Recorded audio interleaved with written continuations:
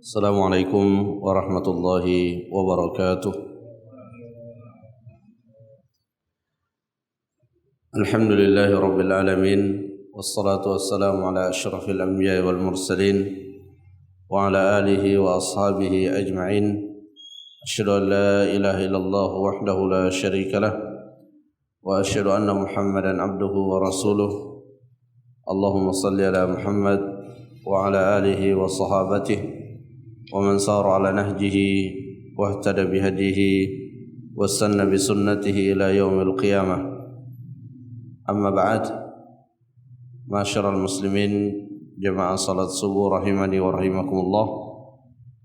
Alhamdulillah, pada kesempatan ini kita kembali melanjutkan kajian kita dalam kitab Taisirul Karimir Rahman fi Tafsir Kalamil Mannan. Dan alhamdulillah, pada pertemuan yang sebelumnya kita telah menyelesaikan penjelasan dari firman Allah di dalam surah Li'ilafi Quraisy, di mana pada surah tersebut Allah Subhanahu wa taala kembali menceritakan tentang kenikmatan-kenikmatan yang Allah telah berikan kepada orang-orang Quraisy, di mana Allah memberikan kepada mereka dua kenikmatan yang sangat besar, yaitu nikmat berupa rezeki dan nikmat berupa rasa aman. Dan setiap kali Allah Subhanahu wa taala mengingatkan akan kenikmatan-kenikmatan yang telah diberikannya, tujuannya tidak lain agar kita beribadah, mentauhidkannya dan menjauhi segala bentuk kesyirikan kepadanya. Meskipun ayat di surah Quraisy ini menceritakan tentang orang-orang Quraisy, namun pelajaran dan ibrah di dalamnya untuk kita semua, yaitu kita diperintahkan untuk mengingat kenikmatan-kenikmatan yang Allah berikan kepada kita, agar kita terdorong untuk mensyukuri nikmat-nikmat tersebut dengan menyembahnya, dengan beribadah kepadanya, dengan melaksanakan perintah-perintahnya dan menjauhi larangan-larangannya. Kemudian kita lanjutkan pada surah yang berikutnya, yaitu suratul Ma'un. Surah ini juga termasuk di dalam kategori surah Makkiyah. A'udzu billahi minasyaitonir rajim. Bismillahirrahmanirrahim. Ara'aital ladzi yukadzibu bid-din fadzalikal ladzi yad'ul yatim wa la yahuddu 'ala ta'amil miskin fawailul lil musallin alladzina hum an salatihim sahun alladzina hum yura'un wa yamna'unal ma'un. Pada ayat ini Allah Subhanahu wa taala memberikan celaan kepada orang-orang yang melalaikan dan tidak menunaikan hak-hak Allah Subhanahu wa taala dan hak-hak sesamanya. Di dalam perintah agama ada perintah yang berkaitan dengan hak Allah, seperti perintah beribadah, perintah salat, dan ada juga hak-hak yang berkaitan dengan sesama manusia. Nah, di ayat ini Allah Subhanahu wa taala menyebutkan potret manusia yang tercela disebabkan ia mengabaikan kedua hak tersebut. Ara'aital ladzi yukadzibu bid-din. Tahukah engkau siapakah yang mendustakan ad-din? Ad-din di dalam tafsirannya adalah al-ba'ts wal jaza', yang mendustakan hari kebangkitan dan mendustakan hari pembalasan. Dan ini berkaitan dengan apa yang terjadi pada zaman Nabi sallallahu alaihi wasallam, di mana salah satu keyakinan yang melekat kuat di kalangan orang-orang Quraisy, di mana mereka menolak dan sangat mengingkari adanya hari kebangkitan dan hari pembalasan. beberapa di dalam ayat Al-Quran Allah Subhanahu wa Ta'ala mengisahkan pernyataan-pernyataan mereka yang menunjukkan bahwa mereka mengingkari dan tidak meyakini sedikit pun tentang adanya hari pembalasan. Mereka bahkan menganggap sesuatu yang sangat mustahil. Bagaimana mungkin, kata mereka, kita dikembalikan lagi, kita dibangkitkan kembali setelah kita telah menjadi tulang belulang. Fala yu'minu bima ja'at bihir rusul. Orang-orang Quraisy, orang-orang kafir tidak mengimani apa yang dibawa oleh para rasul. Fadzalika alladzi yad'ul yatim. Kemudian setelah itu Allah Subhanahu wa Ta'ala menyebutkan sifat-sifat yang melekat kepada mereka setelah sebelumnya mereka telah melenceng dalam hal keimanan. Maka pelencengan dalam hal keimanan ini akan memberikan pengaruh dalam akhlak dan karakter. Karena kita semua mengetahui bahwa asas dari semua perintah dalam agama itu adalah akidahnya, tauhidnya. Ketika seseorang keliru melenceng dalam masalah akidah, maka itu akan memberikan pengaruh dalam akhlaknya. Fadzalikal ladzi yad'ul yatim. Mereka itu adalah jadi orang yang mendustakan hari kebangkitan, yang mendustakan hari pembalasan, itu adalah orang yang menghardik anak yatim. Jadi tidak sekedar tidak berbuat baik kepada anak yatim, tapi memang ia berperilaku kasar kepada anak yatim. Dan ini disebabkan oleh qasawatu qalbihi, karena kerasnya hati mereka. Hati yang keras itu disebabkan kekufuran yang ada pada mereka. Penyelewengan dalam akidah itu penyebab kerasnya hati seseorang. Karena dia tidak mengenal Allah Subhanahu wa Ta'ala, maka hatinya menjadi keras.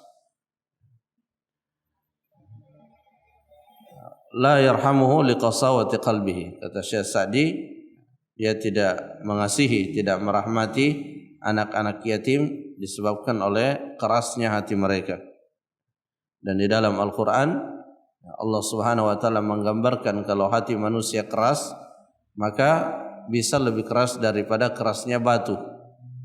Kalau batu itu masih bisa berlubang dengan terkena oleh tetesan air yang secara terus menerus. Hati manusia ketika keras bisa lebih keras daripada kerasnya batu. Wali'annahu la yarju thawaban wa la yakhsha iqaban.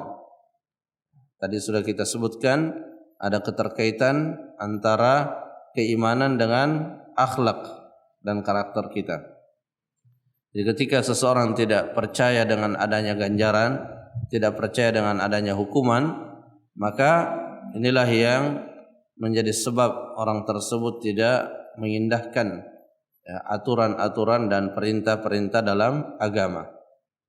Padahal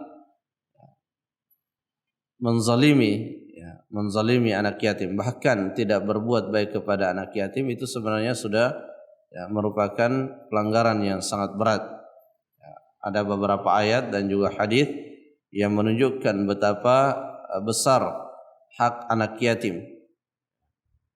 Sebagai contoh, Allah Subhanahu wa Ta'ala dalam Al-Quran mengatakan, innal ladzina ya'kuluna amwalal yatama zulman innama ya'kuluna fi butunihim nara wa sayaslawna sa'ira. Orang-orang yang memakan harta anak yatim dengan cara yang zalim, maka sesungguhnya dia tidak sedang memasukkan makanan ke dalam perutnya, tapi dia memasukkan api ke dalam perutnya, dan di akhirat kelak nanti ia akan dimasukkan ke dalam neraka. Fadzalika alladzi yad'ul yatim wa la yahuddu, dan ia tidak mengajak orang lain Dan kalau ia tidak mengajak orang lain, tentu ia tidak mengajak dirinya. Ala ta'amil miskin, untuk memberi makan orang miskin. Dari anak yatim saja tidak hanya disepelekan, tidak hanya tidak diperhatikan, tapi dihardik, diperlakukan dengan cara yang kasar, dengan cara yang tidak baik. Maka hal yang sama juga mereka lakukan pada orang-orang miskin. Dan inilah kerugian yang sangat besar yang terjadi di muka bumi ini ketika kekufuran itu mendominasi, di mana orang-orang lemah tidak terperhatikan. Karena kekufuran, anak-anak yatim tidak terperhatikan. Orang-orang miskin tidak mendapatkan bantuan. Padahal di dalam agama kita, Nabi SAW mengingatkan bahwa di antara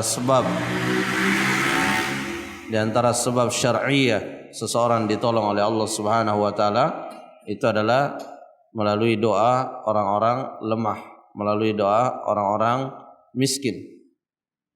Makanya ketika Allah Subhanahu wa taala menceritakan tentang kewajiban zakat, perintah tentang mengeluarkan zakat, maka di sana ada timbal balik dari orang-orang miskin kepada orang-orang yang mengeluarkan zakat, yaitu mendoakan orang-orang kaya yang telah mengeluarkan zakatnya. Di dalam hadis yang sahih Nabi sallallahu alaihi wasallam mengatakan, "Innama tunsaruna wa turzaquna bi du'afaikum." Ya, sungguhnya kalian ditolong oleh Allah, diberikan rezeki oleh Allah bi du'afaikum, karena orang-orang lemah di antara kalian. Dalam riwayat yang lain disebutkan bi du'aihim, ya, berkat doa-doa mereka. Artinya tidak heran kalau kita membaca sejarah para nabi, kita melihat di antara pengikut-pengikut para nabi itu banyak orang-orang yang lemah, yang terkadang menjadi penyebab orang-orang pembesar-pembesar dan pemuka-pemuka itu enggan untuk bergabung bersama Nabi SAW, disebabkan pengikut-pengikut para nabi itu dianggap orang-orang yang tidak memiliki kedudukan. Padahal orang-orang yang lemah itu memiliki peran yang sangat besar, di mana mereka salah satu sebab kita mendapatkan pertolongan dari Allah Subhanahu wa taala.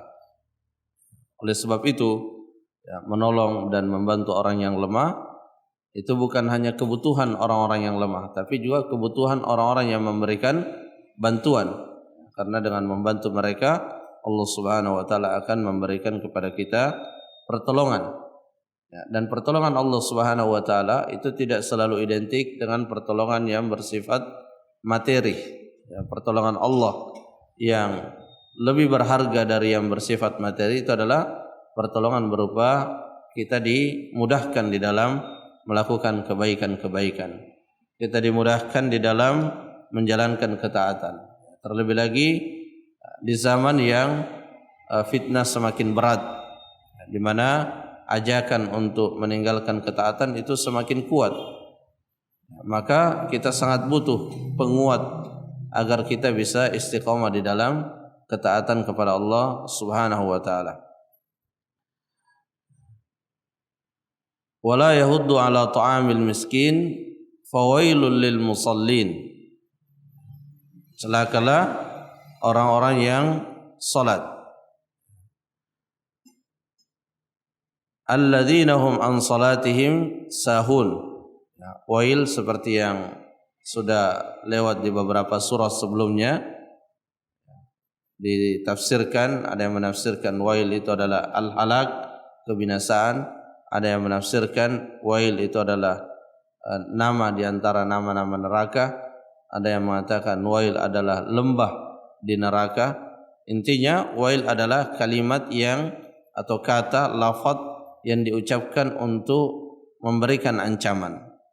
Siapakah yang diancam di sini? Al-musallin, orang yang salat, tapi bukan orang yang salat secara mutlak. Tapi orang yang salat yang diancam di sini adalah alladzina hum an salatihim sahun, orang-orang yang melalaikan salatnya.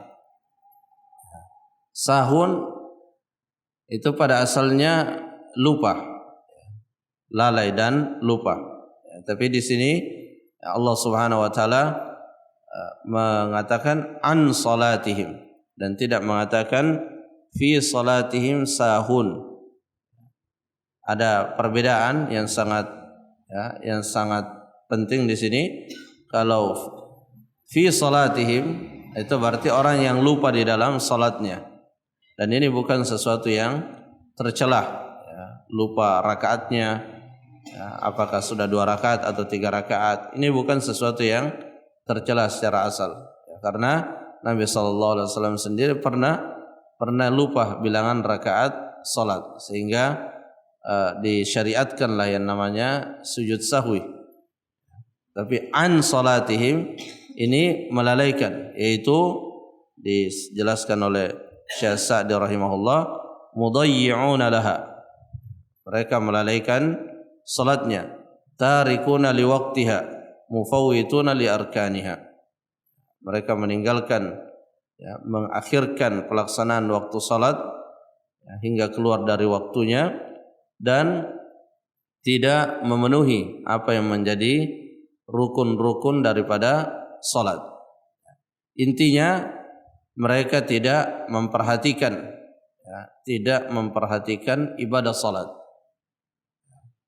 Karena kalau seseorang perhatian terhadap ibadah salat, maka ia akan memperhatikan segala hal yang berkaitan dengan salat. Pertama, dia akan perhatian terhadap waktu salat, sehingga ia selalu melihat apakah sudah masuk waktu salat atau tidak. Kemudian dia akan perhatian terhadap rukun-rukun di dalam salat. Dia akan perhatian terhadap syarat-syarat salat. Dia akan perhatian terhadap ruh daripada salat, yaitu kekhusyuan. Jadi hal yang sangat mendasar agar salat kita benar, yang pertama adalah kita perhatian terhadap salat tersebut, dan kita memiliki penilaian bahwa salat itu adalah kebutuhan setiap muslim. Karena melalui salat seseorang bermunajat kepada Rabb-Nya. Melalui salat kita menghapus dosa-dosa kita. Melalui salat kita berdoa kepada Allah Subhanahu wa taala. Karenanya di dalam ayat yang lain Allah Subhanahu wa taala memerintahkan wasta'inu bis-sabri was-salah. Mintalah pertolongan kepada Allah melalui sabar dan salat. Hanya saja untuk bisa memaksimalkan ibadah salat membutuhkan yang namanya kesabaran. Karenanya di dalam ayat tadi didahulukan bis-sabri was-salah. Didahulukan sabar baru salat. Kenapa? Karena untuk bisa memenuhi apa yang wajib dan disunahkan untuk kita penuhi dalam salat, itu membutuhkan kesabaran. Terkadang meskipun salat ini tidak membutuhkan waktu yang berjam-jam, tapi terkadang kita ingin cepat-cepat untuk selesai dari salat kita, sehingga apa yang kita ucapkan itu tidak tersambung dengan apa yang ada di dalam hati kita karena ketidaksabaran kita. Terkadang yang semestinya kita belum membaca, belum merenungi dan meresapi apa yang kita ucapkan dalam rukuk kita, tapi kita sudah bangkit karena ketidaksabaran kita. Sehingga perhatian kita terhadap salat ini sesuatu yang sangat penting dan butuh yang namanya kesabaran. Butuh yang namanya kesabaran, dan sabar terhadap sesuatu itu akan lahir ketika kita meyakininya, meyakini kemaslahatan yang akan kita dapatkan dari amalan tersebut. Di sabar dan yakin itu berkaitan, sangat erat kaitannya. Ketika kita meyakini sesuatu, maka kita akan bersabar di dalamnya. Kenapa para sahabat yang awal-awal masuk Islam meskipun disiksa bisa bersabar? Karena dia yakin bahwa apa yang ia sedang berada di atasnya itu adalah kebenaran. Dan seperti itulah yang kita lihat dalam sejarah bagaimana orang-orang yang meyakini sesuatu. Ya, Imam Ahmad rahimahullah ya, disiksa selama bertahun-tahun. Ya, bahkan beberapa penguasa berganti, Imam Ahmad tetap dalam siksaan, tapi beliau bersabar karena beliau yakin apa yang ia pegang itu sesuatu yang benar. Alladzina hum an salatihim sahun. Jadi sahun ini adalah melalaikan. Adapun as-sahwu fi shalah, lupa di dalam salat, lupa bilangan rakaat salat, maka ini sesuatu yang bisa terjadi pada siapa saja dan dia bukan sesuatu yang tercela, hanya saja diperintahkan untuk sujud sahwi. Ya, jika yang ditinggalkan adalah kewajiban-kewajiban di dalam salat. Adapun jika yang ditinggalkan adalah rukun-rukun salat, maka ya, selama yang ditinggalkan itu bukan takbiratul ihram, karena kalau takbiratul ihram maka tidak mungkin dia meneruskan salatnya. Tapi kalau yang ditinggalkan adalah rukun-rukun yang lain, maka ia wajib untuk mengambil rukun tersebut kalau belum berpindah ke rakaat yang setelahnya, ya, atau belum sampai ke rukun yang ia tinggalkan, atau dia batalkan rakaat di mana ia meninggalkan rukun. Alladzina hum yura'un. Ya, sifat yang lain yang ada pada mereka itu adalah alladzina hum yura'un ya'maluna al-a'mal li ajli ria'an nas. Mereka dalam beramal bukan Allah yang menjadi tujuannya, bukan mengharap penilaian dari Allah, tapi mengharap penilaian dari manusia.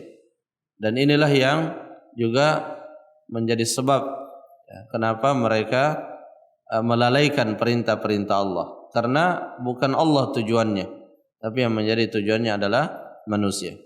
Ya, ketika Allah menceritakan tentang kisah orang-orang munafik, bagaimana mereka melaksanakan salat, orang munafik melaksanakan salat. Allah katakan dalam Al-Quran, wa idza qamu ila sholati qamu kusala. Ketika bangkit untuk melaksanakan salat, mereka bangkit dengan penuh rasa malas. Kenapa? Karena yang mereka cari bukan penilaian Allah, tapi yura'unan nas wa la yadhkurunallaha illa qalila. Ya, mereka mengharap penilaian dari manusia dan mereka tidak mengingat Allah kecuali hanya sedikit saja. Alladzina hum yura'un wa yamna'unal ma'un. Dan mereka mencegah dari memberikan sesuatu yang tidak memberikan mudarat kalau ia memberikannya. Ini berkaitan dengan dengan pinjaman, ya, pinjam meminjam dalam hal-hal yang memang sudah biasa untuk dipinjamkan. Ya, misalnya ya, dalam hidup bertetangga misalnya, ya, seseorang kadang meminjam panci, kadang meminjam pisau dan sebagainya. Ini hal-hal yang sudah terbiasa untuk dipinjam dan tidak sepantasnya seseorang untuk mencegah dan tidak mengizinkan saudaranya untuk meminjam barang-barang seperti itu. Ya, karena ini termasuk di dalam perkara yang tercela. Betul itu adalah miliknya, betul itu adalah haknya, tapi ini adalah barang-barang yang tidak mungkin, ya, tidak memberikan mudarat ketika dipinjamkan kepada orang lain. Ya.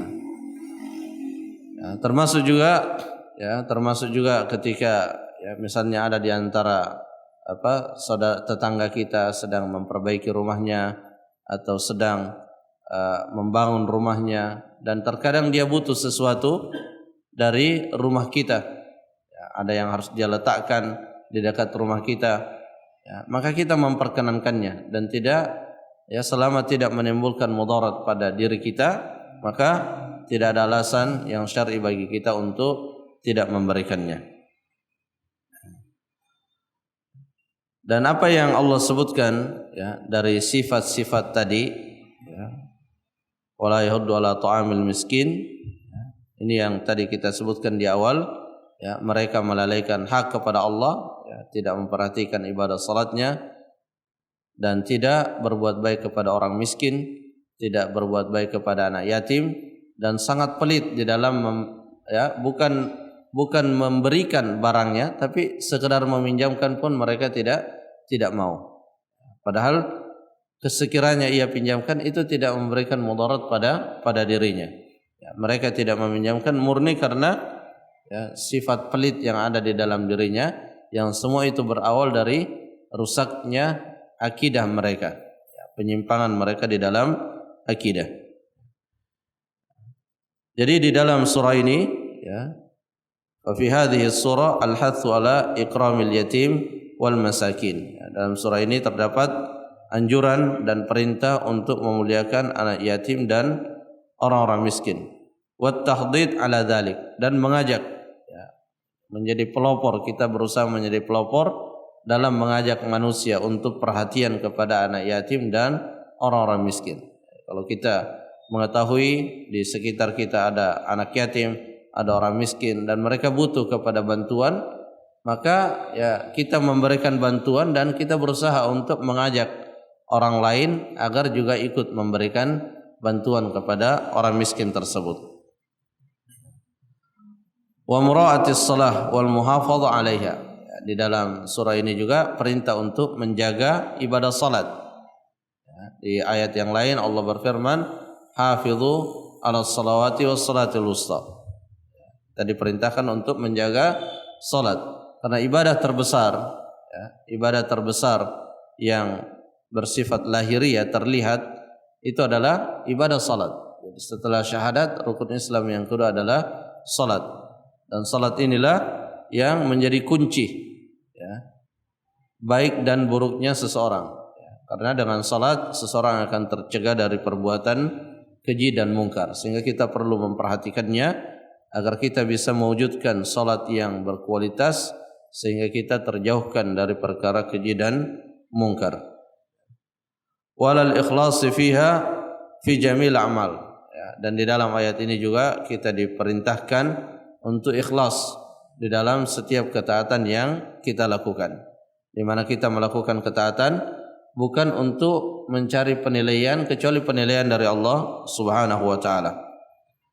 Wal hathu ala fi'lil ma'ruf, dan perintah untuk melakukan perbuatan-perbuatan yang ma'ruf, termasuk pada perkara-perkara yang ringan, seperti meminjamkan barang-barang, meminjamkan peralatan-peralatan yang ada di rumah kita. Itu adalah mungkin perkara yang kita lihat sesuatu yang ringan, tapi selama itu adalah kebaikan dalam penilaian syariat, dia adalah kebaikan, maka tidak ada yang ringan di dalam perintah-perintah Allah Subhanahu wa taala. Segala perintah Allah itu adalah sesuatu yang memiliki nilai dan bobot yang berat, karena Allah Subhanahu wa taala melipat gandakan amal yang kita lakukan. Dan Allah melipat gandakan amalan pada bilangan yang tidak terhitung. Kenapa?